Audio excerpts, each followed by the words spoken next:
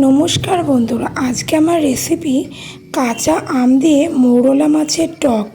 গরমকালে এই রেসিপি খেতে খুবই ভালো লাগে। চলুন বন্ধুরা, রান্নাটা শুরু করা যাক। আমি এখানে মৌরলা মাছকে ভালো করে ধুয়ে নিয়েছি আর একটা কাঁচা আম ছোট ছোট স্লাইস করে টুকরো করে কেটে নিয়েছি। এখন গ্যাসের ফ্লেম অন করে কড়াই বসিয়ে দিয়ে দিচ্ছি সর্ষের তেল।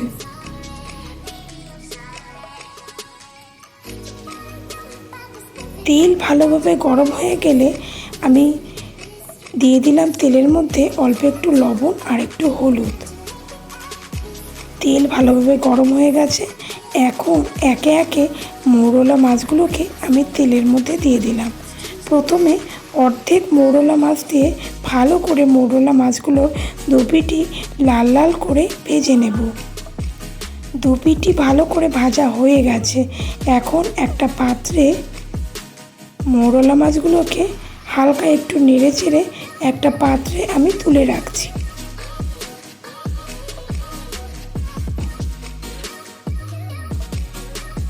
এখন ওই সর্ষের তেলের মধ্যেই বাকি মৌরলা মাছগুলোকেও আমি দিয়ে দেব।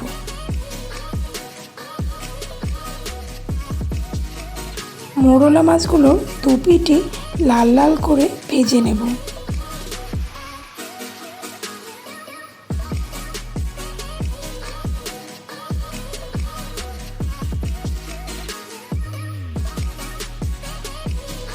দেখুন বন্ধুরা, মৌরলা মাছগুলো ভাজা হয়ে গেছে। এখন একটা পাত্রে মৌরলা মাছগুলোকে আমি তুলে নিচ্ছি।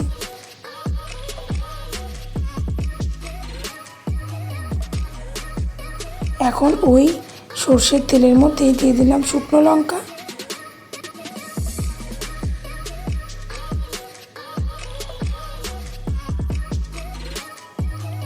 দিয়ে দিলাম কালো সর্ষে। এখন এর মধ্যে আমি দিয়ে দেব স্লাইস করে কেটে রাখা কাঁচা আমগুলোকে তেলের মধ্যে দিয়ে দিলাম।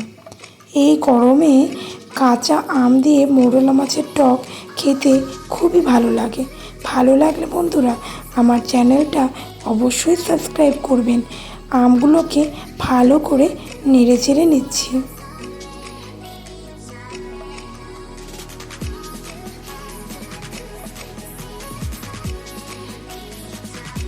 এখন এর মধ্যে দিয়ে দেব হলুদ গুঁড়ো,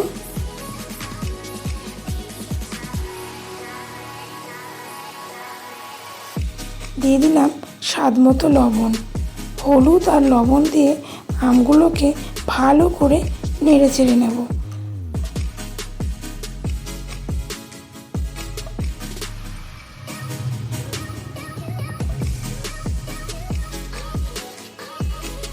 আমগুলো অনেকটাই আমার ভাজা হয়ে গেছে।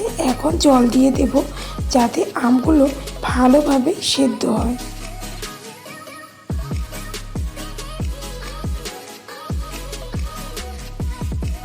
দিয়ে দিলাম আরও একটু জল।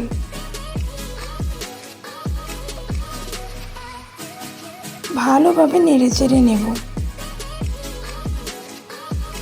10 থেকে 15 মিনিট ধরে আমগুলোকে আমি সেদ্ধ করে নেব। এখন একটা ঢাকনা দিয়ে ঢাকা দিয়ে দিচ্ছি যাতে আমগুলো ভালোভাবে সেদ্ধ হয়। ঢাকনা তুলে দেখে নিচ্ছি আমগুলো কতটা সেদ্ধ হয়েছে।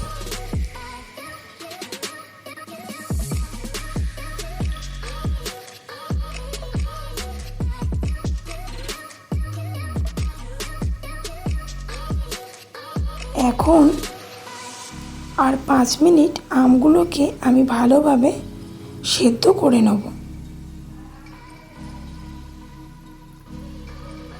ঢাকনা খুলে দেখে নিচ্ছি আম কতটা সেদ্ধ হয়েছে।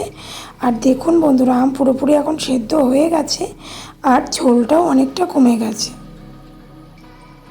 এখন এর মধ্যে আমি দিয়ে দিচ্ছি অল্প একটু জিরের গুঁড়ো আর অল্প একটু ধনের গুঁড়ো, আর একটু দিয়ে দিলাম লঙ্কার গুঁড়ো।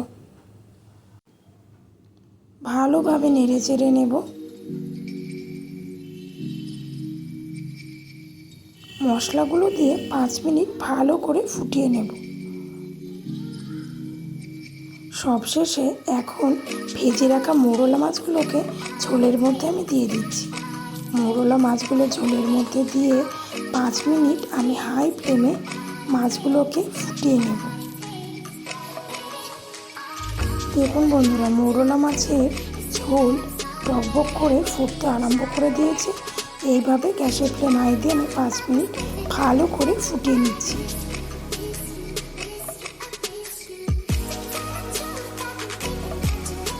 মৌরলা মাছের টক কাঁচা আম দিয়ে আমার একদম রেডি।